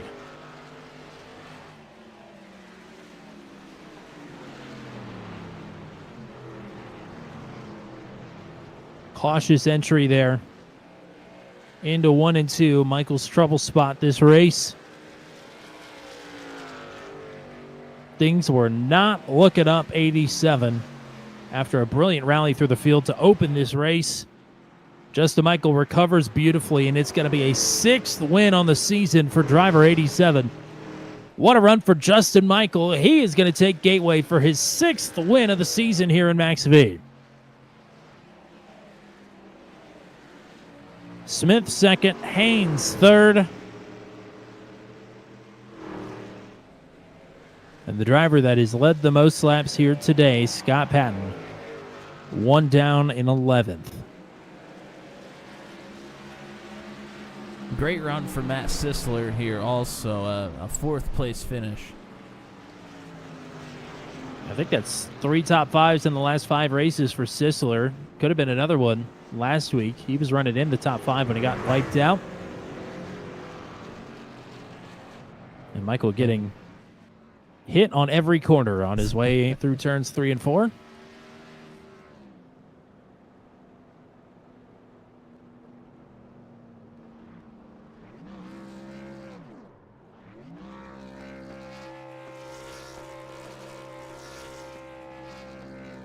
A 6-pack of wins for Michael. This is 9th post-revival here with Max V.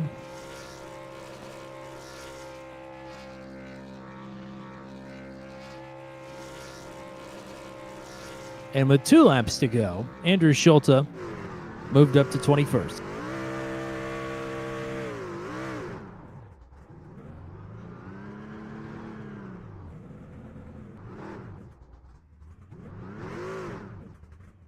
See how long this TRD power plant takes to blow up, and then we'll give you the full finishing rundown here.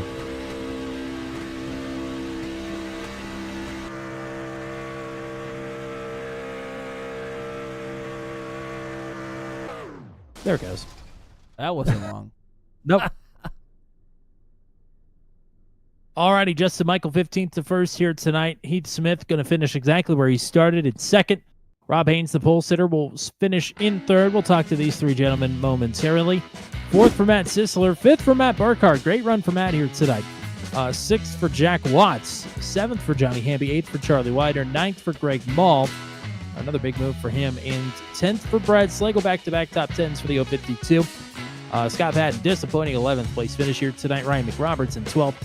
John Payne Silva in 13th. Zachary Groover in 14th. Phil Paradise 2 down in 15th. Resurgent P16, Frank Reese in 17th. And then DNFs, I believe, for Chris Boyles, Will Kirk, and Michael Van through 20th. Andrew Schulte, not a DNF, 102 laps down in 21st, running at the end, made a pass there in the closing laps on Kerry Cleaver, who had an early exit, brought out the only caution of the night in 22nd. So it's podium interview time here once we find wherever our friend Rob Haynes is hiding. Gonna hot swap him to booth 200 here. And here he is. Rob Haynes with the third place finish here tonight after nabbing the pole. Good run here tonight. Congrats. Thanks, Tommy. Appreciate it. That's not where I expected to finish. I expected, maybe in the top 20. A little bit further back, but I'll take it. Scott had trouble. Man, it's just not my kind of track, but practice was a little bit iffy, and I wasn't too confident going in, but I knew a good qualifying spot would at least keep me up front and ahead of the guys I am faster than, so it worked out. Tommy, appreciate it. I don't really know if this is anybody's kind of track, especially watching this race. Everybody had something go wrong here tonight. We thought this race maybe fell into your lap at one point, and then about halfway through that second pit cycle there, I mean, the right rear tire looked like it had left your truck. I mean, that looked to be a handful. It was, yeah. I thought I was upbeat there for a little while, for 10 or 12 laps. I thought, damn, I might have a chance at this thing, but Heath, I followed Heath into the pits there at the stops. I should have waited a lap. Maybe it might have given me a bit fresher tires, but he's always quick. And Justin, I mean, he was saving fuel earlier. I thought, hey, I'm passing Justin Michael, but no, he came back, and of course, he's a good guy. And congrats to Justin on the win, Heath on second. Matt, what do you got for Rob? Yeah, congrats on the podium finish. I know you said that you weren't feeling too confident coming into tonight, but the track was ultra hot, ultra slick. Do you think that might have actually helped your chances just because you got a lot of time in the truck and might have evened the playing field a little bit for you with everybody slipping and sliding around? Matt, I don't think so. I suggested a winter season during the race because track 10 hit 133, I think, at one point. So I was like, we got to get this cooled down a little bit and get a winter series going. But no, I mean, I don't mind a slippery track. I definitely enjoy it more than a push coming off the corner. So it was manageable tonight. I don't think I got any incidents, but yeah, just a little bit scary. Turn two is a challenge for me. I was good through 3 and 4, but turn 1 and 2, I'm just struggling getting back on the throttle because once you get on it, if you're on it a bit too early, the truck starts pushing up towards the wall, and then you got to lift and back off and to not hit the wall coming off turn 2. So yeah, it was a challenge tonight. I got some practice here to do, and to get that top spot maybe one day. Well, hopefully there are no track temperatures anywhere in Canada that reach 130 plus degrees Fahrenheit. I doubt it, Tommy. We'll save that for the States here. But regardless, great to get you back up here on the podium. Who do you want to shout out here tonight? Just Bandit Motorsports, of course, you guys. Turn 200, right? Sorry. Sorry, I'm racing a couple of different leagues, and things, I don't want to mess things up, but yeah, thanks to you guys, the broadcast fans who are watching, all my buddies at Bandit Motorsports. So we have a great laugh during the race. We have fun, and yeah, maximum velocity, and to the winner, Justin, congrats. All righty, partner, go celebrate a podium. We'll talk to you again here soon. Appreciate it, Tommy. Thanks, Matt. I'll bring in Heath Smith here, your runner-up here tonight. Finish exactly where you started, but a long way to get there. This race had so many twists and turns, and some extra twists and turns of the steering wheel trying to keep these trucks in line here tonight. Although I will say, on that closing run, your truck looked a lot more steady than most of them out there. Oh, it may have looked like it, but man, this thing was a handful tonight. The temperature of the track was crazy high, and the setup didn't fit it good. I mean, I don't think anybody will tell you that they had it easy tonight. I mean, these things were definitely a handful. Oh, definitely not easy for sure. But I mean, you just from the looks of it from the outside, maybe you have a different view on this, but from the outside vantage point, Justin was working off the right rear tire. It looked like more that you had a tight condition there. Maybe that was just because you had Andrew Schulte shoving you into the corners there for the last 15 to 20 laps or so. But your truck looked a little more snug in the front than some of the other drivers. Yeah, it did. I think once the strategy started working out, and we pitted a little earlier than everybody else, I tried to push way too hard to try to jump them and put some time on them, put a gap on them, knowing that I was going to short pit again. I was going to split it into 28 and 28. So I just tried to push really hard and burnt the right front up, which caused a tight condition. And then Andrew getting confused that he wasn't at Daytona or Talladega didn't help much neither. But nah, that was fun. We were just having a good time. Justin had pretty much set sail, and I was where I was going to be. So he was just having a little fun with me. Matt, what do you got? Congrats on the P2 here. I know you talked about trying to give yourself maybe a little bit shorter runs there towards the end, 28 and 28, but to get to the stage break there, 38 laps seemed like that was a struggle for all the drivers. I mean, how do you attack that? Because everybody wants to be aggressive to make up positions, but especially with the track temperature the way it was, you couldn't push too hard, otherwise you were going to lose your stuff. How was that big long run there at the beginning? I was thinking kind of like what you just said. I thought I could ride and make up a little time, but then Scott jumps out to a big lead, just running hard as he can, and then Justin comes from the back running hard, and I'm thinking, well, shit, me riding didn't do nothing for me. So pretty much once I made it to the stage, I was like, man, I'm just going to drive it, and I'm going to get what I get. If I get a good finish out of it, I do. If I burn them up and go to the back, at least I give it a shot.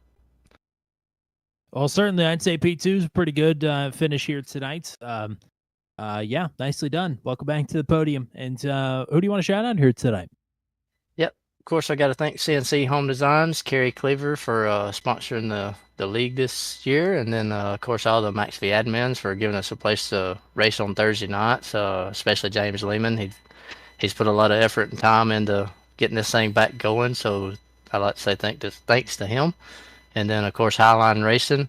Tonight it was just me, Johnny, and Charlie. So looks like we all finished in the top 10. So that's pretty good, and then.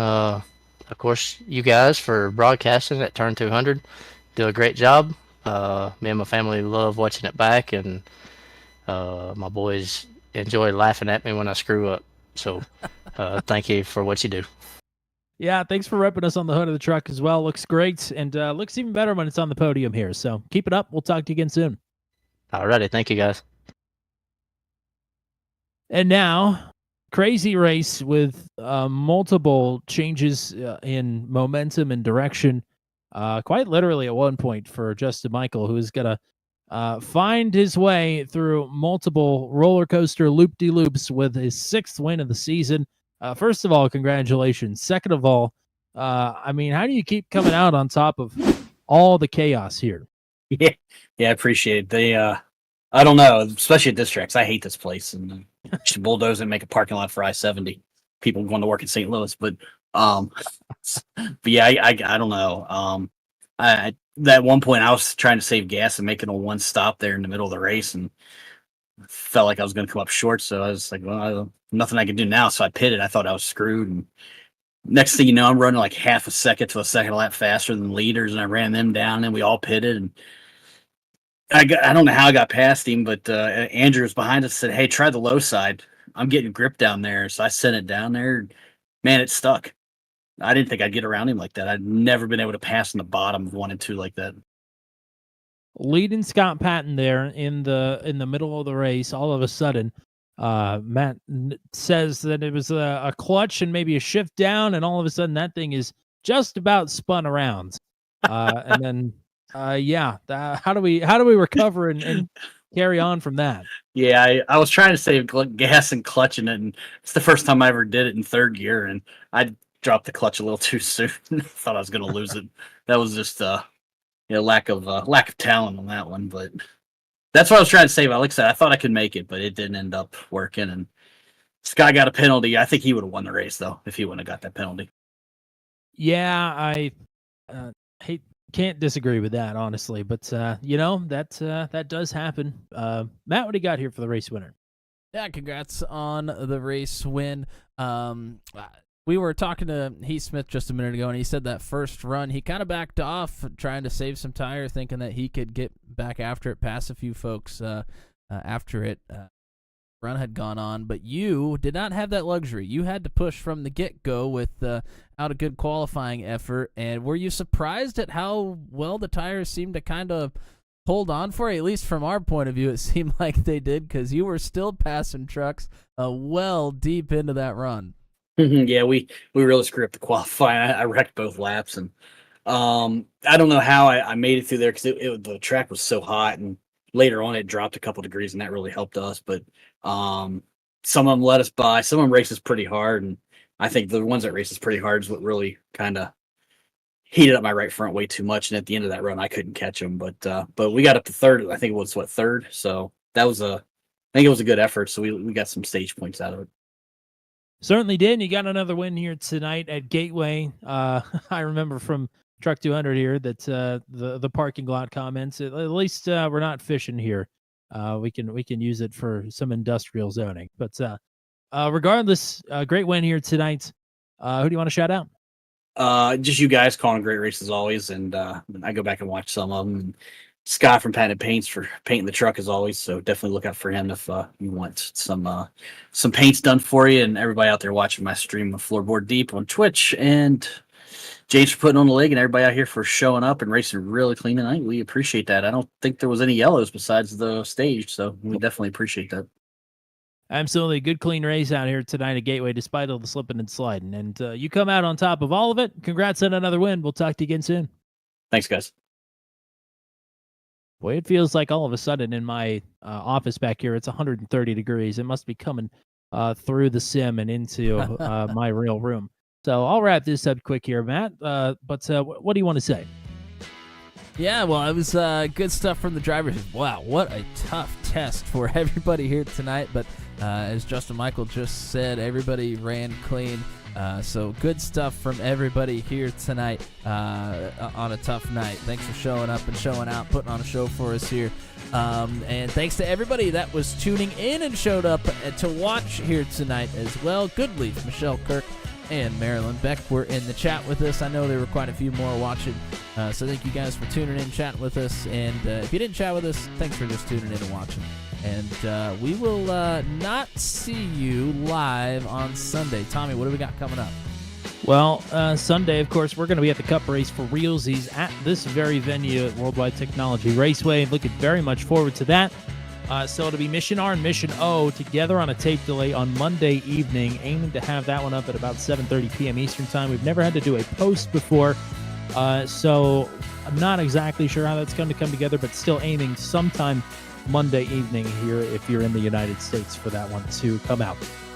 So yeah, it'll be Mission R, Mission O. Of course, those championships already wrapped up for JJ Wang, so nothing on the line, but I got to take part in the Thursday top split here today and the Homestead Road A, the inferior of the two road course layouts there, but still, it's a great time. It'll put on a great show when we get to air it on Monday evening. Then Tuesday, Venom Truck Series is back. The Rocketman Memorial 85 is on tap from Daytona with the duels as well. So 85 laps and two 10-lap duels to set the field for that feature race. Going to be a great time to get the Venom Truck Series Season 8 underway on Tuesday night at 8:15 p.m. Eastern Time. Wednesday night, the SRL Sports Car Championship from Knock Hill, also at 8:15 p.m. Eastern Time. That is going to be wild. You're going to want to be here for that. That is just going to be, it's going to be wild. That's all I could say. So yeah, GT3, GT4, multi-class racing action at Knock Hill on Wednesday night for the SRL Sports Car Championship. And that will bring us back here to, I'm sure, another track that's going to be ripping hot. Not only the left turns, but the right turns next week as well for Sonoma for the Max V CNC Home Designs Truck Series. That is going to be an interesting one next week for the road course. Second one of the season. Not going to want to miss it here 9:15 p.m. Eastern Time next Thursday night. Do want to note as well, next Saturday night, not this Saturday, next Saturday, it is the Turn 200 All-Star Race. First one we've ever done. We've got 71 eligible drivers to participate in that one, so you can only open up sessions to 60 people. So the first 60 drivers who have won a race to appear on Saturday night at Auto Club in the DW12s will get to take part in 2 heat races to determine a 34-car lineup for the All-Star race. Next Saturday night, 7:30 p.m. Eastern Time is when we're going to be live on air with that one, I do believe. So exciting stuff coming up here on Turn 200. We hope you'll be a part of it. We hope you'll hit subscribe on your way out of the stream here tonight and be a part of all the action we got coming up here because there's a lot of it. We're going to be back to 4 days a week, and soon enough in August we'll be back to 5 days a week. 5, 3, 4, I don't know. A lot of racing here on Turn 200. So come join the fun. Hit subscribe on your way out of the stream. Hit like while you're down there as well. Every little bit helps us in our quest to move onward and upward here in YouTube land. That's all we got for you here tonight. Thank you to everybody that helps make things go around here on Turn 200. Thank you to CNC Home Designs in Central Florida. If you need a home built in Central Florida, contact Gary Cleaver. That contact information is in the description. And thank you to Gary Cleaver and CNC Home Designs for sponsoring the Maximum Velocity Truck Series for 2024. Thank you to all the admins at MaxV. Thank you to the GOAT, the one and only Mr. Matt Williamson. That's all we got for you here tonight. I'm Tommy Cook, saying so long from Worldwide Technology Raceway, where Justin Michael comes out on top of a grueling task here tonight.